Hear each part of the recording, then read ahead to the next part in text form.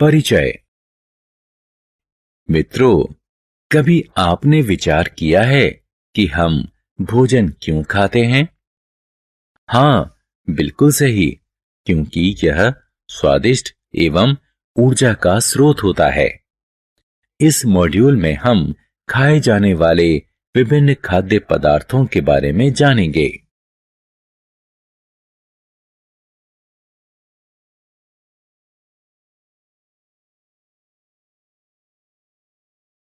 उद्देश्य।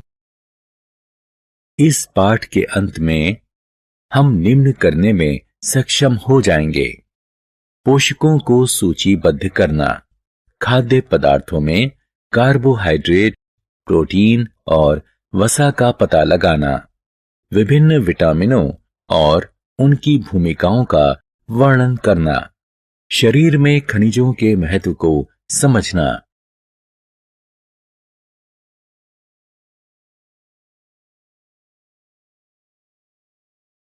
शरीर में आहारीय रेशों और जल के महत्व की व्याख्या करना, संतुलित आहार के महत्व की व्याख्या करना, हीनता जन्य रोगों को परिभाषित करना।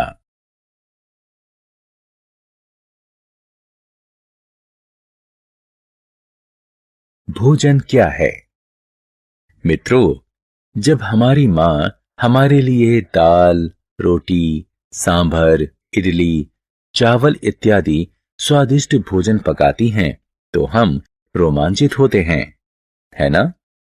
आपने अवश्य ध्यान दिया होगा कि भोजन खाने के बाद हम ऊर्जावान महसूस करते हैं और विभिन्न प्रकार के क्रियाकलाप कर सकते हैं।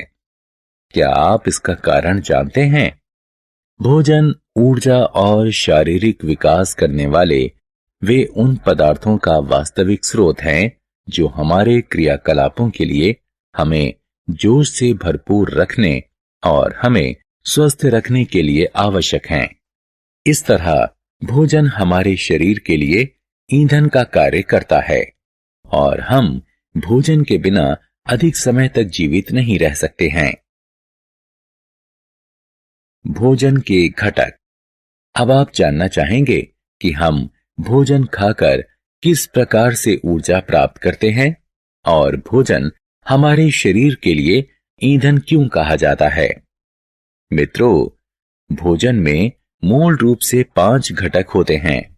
ये कार्बोहाइड्रेट, प्रोटीन, वसा, विटामिन और खनिज हैं।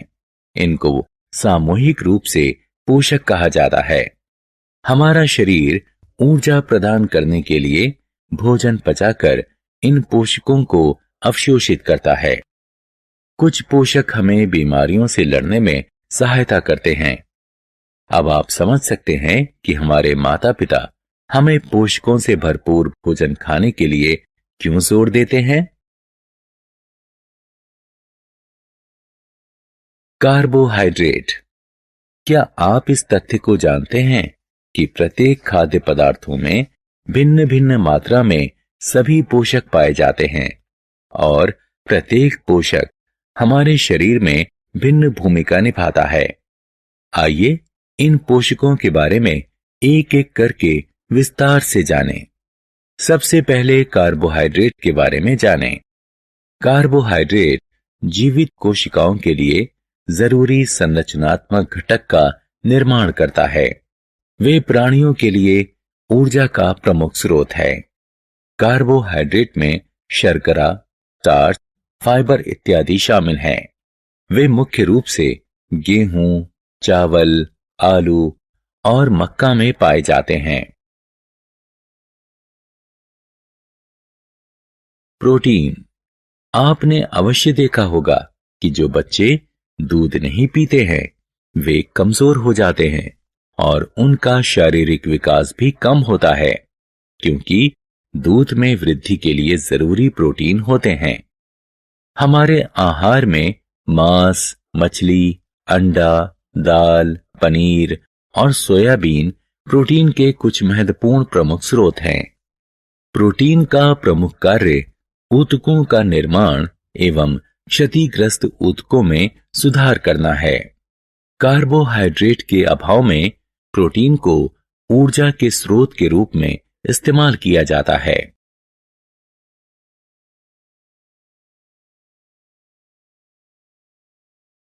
वसा। मैं जानता हूं कि आप सभी को पिज्जा, बर्गर, पनीर इत्यादि बहुत पसंद हैं, लेकिन आपके मम्मी पापा ये सब नियमित रूप से खाने से रोकते हैं क्योंकि इनमें भारी मात्रा में वसा होता है। वसा हमें ऊर्जा प्रदान करता है। यदि हम इस ऊर्जा का इस्तेमाल नहीं करते हैं तो हमारा शरीर भविष्य में इस्तेमाल करने के लिए बॉडी फैट के रूप में भंडार बना लेता है। यही कारण है कि अधिक चिकनाई वाली चीजें खाने वाले लोग मोटे हो जाते हैं। वसा के प्रमुख स्रोतों में घी, मक्खन, पनीर और दूध है।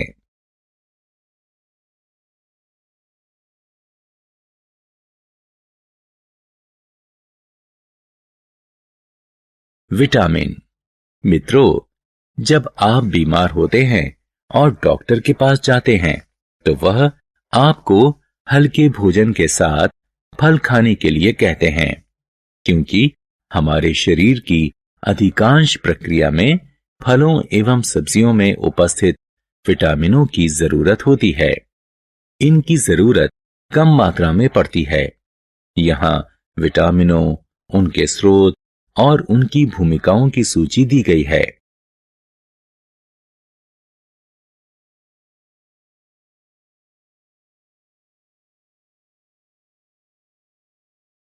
खनिज।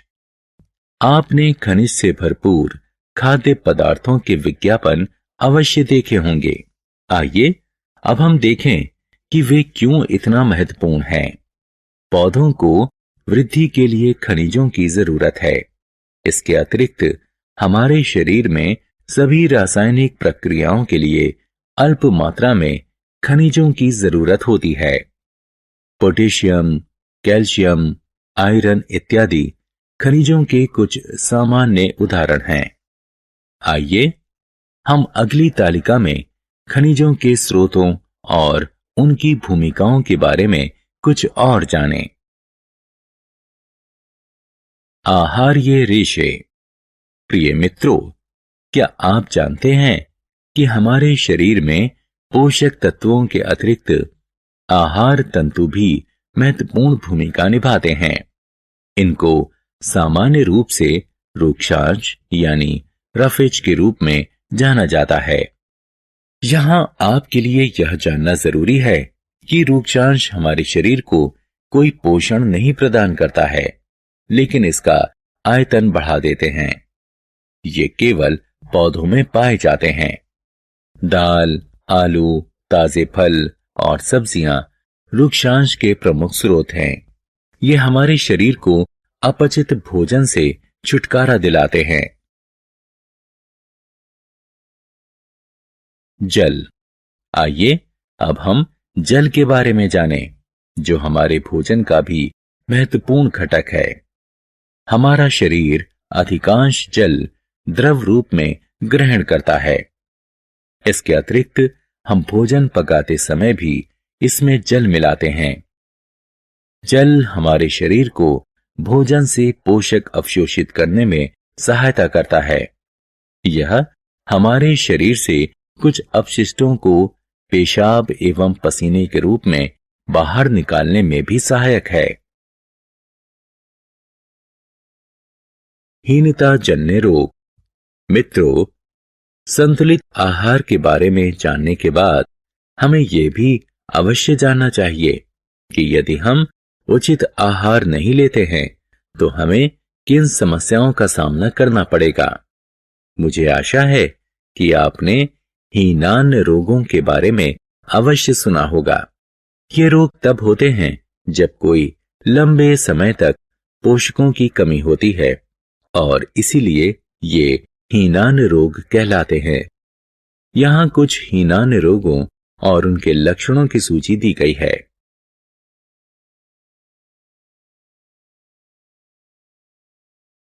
यहाँ कुछ हीनान रोगों और उनके लक्षणों की सूची दी गई है। सारांश। आइए हमने जो कुछ सीखा है उसे संक्षेप में दोहराएं। हमारे भोजन में प्रमुख पोषक कार्बोहाइड्रेट, प्रोटीन, वसा, विटामिन और खनिज होते हैं। इसके अतिरिक्त भोजन में आहारीय रेशे एवं जल भी होते हैं।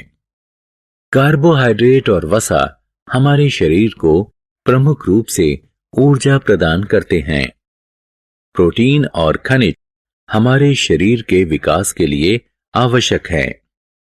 विटामिन हमारे शरीर को बीमारियों से बचाते हैं। संतुलित आहार हमारे शरीर के लिए आवश्यक समस्त पोषक उचित मात्रा में प्रदान करता है तथा साथ ही साथ रूक्षांश और जल भी प्रदान करता है। अगर हमारे भोजन में एक या अधिक पोषकों की कमी लंबे समय तक बनी रहे तो यह कुछ प्रकार की बीमारियों या डिसऑर्डर का कारण बन सकता है।